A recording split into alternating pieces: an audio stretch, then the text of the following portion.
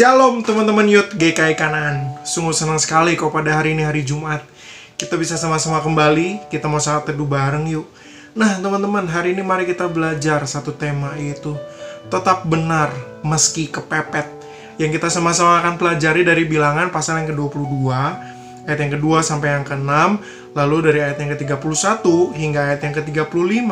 Nah itulah sebabnya teman-teman, Koko mau mengajak setiap kita untuk kita sama-sama membuka Alkitab kita, dan kita sama-sama memperhatikan bagian-bagian Alkitab yang akan kita baca bersama-sama ini. Mari kita sama-sama membukanya, dan Koko akan membacakan untuk setiap kita. Demikian bunyi firman Tuhan. Balak bin Zippor melihat segala yang dilakukan Israel kepada orang Amori. Maka sangat gentarlah orang Moab terhadap bangsa itu, karena jumlahnya banyak. Lalu muak dan takutlah orang Moab karena orang Israel. Lalu berkatalah orang Moab kepada para tua-tua Midian, tentu saja laskar besar itu akan membabat habis segala sesuatu yang di sekeliling kita, seperti lembu membabat habis tumbuh-tumbuhan hijau di padang. Adapun pada waktu itu Balak bin Zippor menjadi raja Moab. Raja ini mengirim utusan kepada Bileam bin Beor ke Petor yang di tepi sungai Efrat, ke negeri teman-teman sebangsanya, untuk memanggil dia dengan pesan, "Ketahuilah, ada suatu bangsa keluar dari Mesir, sungguh sampai tertutup permukaan bumi olehnya, dan mereka sedang berkemah di depanku. Karena itu datanglah dan kutuklah bangsa itu bagiku, sebab mereka lebih kuat daripadaku. Mungkin aku sanggup mengalahkannya dan menghalaunya dari negeri ini. Sebab aku tahu siapa yang kau berkati, dia beroleh berkat, dan siapa yang kau kutuk, dia kena kutuk." Ayat yang ke-31 hingga ayat yang ke-35, demikian bunyi firman Tuhan. Kemudian Tuhan menyingkapkan mata Bileam. Dilihatnyalah malaikat Tuhan dengan pedang terhunus di tangannya berdiri di jalan. Lalu berlututlah ia dan sujud.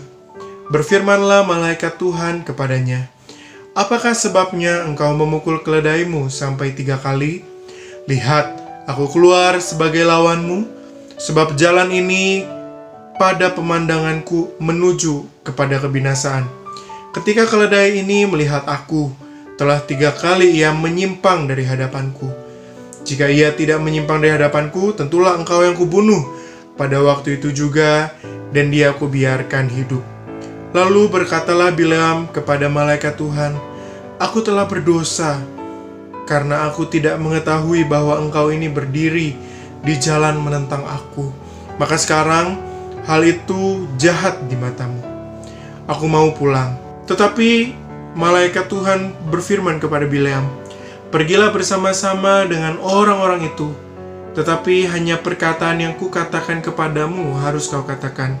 Sesudah itu pergilah Bileam bersama-sama dengan pemuka-pemuka Balak itu. Nah teman-teman, sedemikian jauh pembacaan firman Tuhan. Nah teman-teman, firman Tuhan yang baru kita baca pada hari ini mau mengajak kita untuk melihat mengenai kisah Bileam yang terkenal. Bagaimana Bileam ini diminta oleh Balak. Balak seorang raja Moab untuk mengutuk bangsa Israel. Kenapa Bileam diminta untuk mengutuk bangsa Israel, teman-teman? Karena firman Tuhan mencatat Balak takut terhadap orang Israel, begitu kan ya. Tetapi menarik sekali dalam kisah ini berlanjut dengan menceritakan apa yang dilakukan oleh Bileam. Meski Bileam sudah tahu, teman-teman, bahwa ia ini dilarang oleh Tuhan untuk mengutuki bangsa Israel, tetapi tetap saja Bileam pergi untuk melihat-lihat, dan singkat cerita Tuhan gak senang, begitu kan ya. Malaikat Tuhan menghadang keledai yang ditumpangi oleh Bileam, tetapi Bileam masalahnya tidak dapat melihat malaikat Tuhan tersebut. Nah, teman-teman, Bileam yang kesal memukul keledainya sebanyak 3 kali. Dan barulah Tuhan membuat mujizat, yaitu keledai Bileam bisa bicara, begitu kan ya.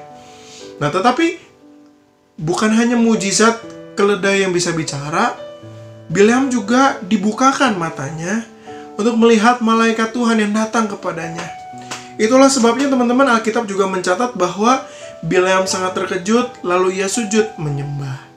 Nah teman-teman, sesungguhnya apa yang dilakukan Tuhan kepada Bileam mungkin sering terjadi dalam kehidupan kita.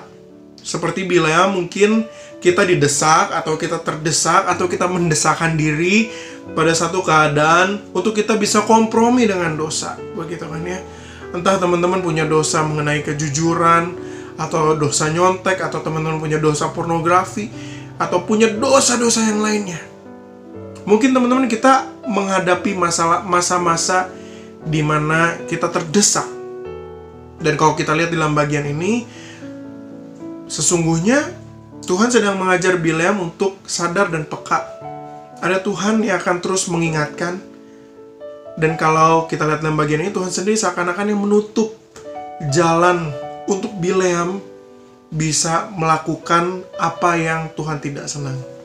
Tuhan menutup jalan Bileam untuk Bileam berbuat dosa. Nah teman-teman, terkadang kita sebagai anak muda juga diperlakukan hal yang sama dengan Bileam. Tuhan banyak menutup jalan atau kesempatan-kesempatan untuk kita berbuat dosa. Tetapi terkadang kan sebagai anak muda kita kesulitan untuk mengikuti apa yang Tuhan inginkan, bukan? Kita lebih senang dikendalikan oleh pikiran kita, oleh emosi kita. Dan itulah sebabnya teman-teman, hari ini Koko mau ngajak setiap kita belajar. Mari kita tetap benar, meski kita berada di dalam keadaan kepepet sekalipun.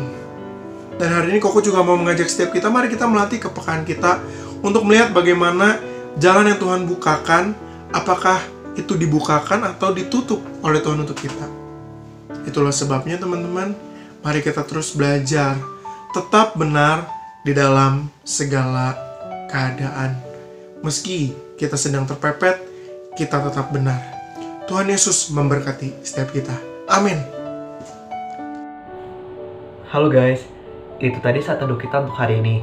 Mari kita sama-sama belajar untuk tidak menentang kehendak Tuhan, apalagi menyimpang dari jalannya Tuhan.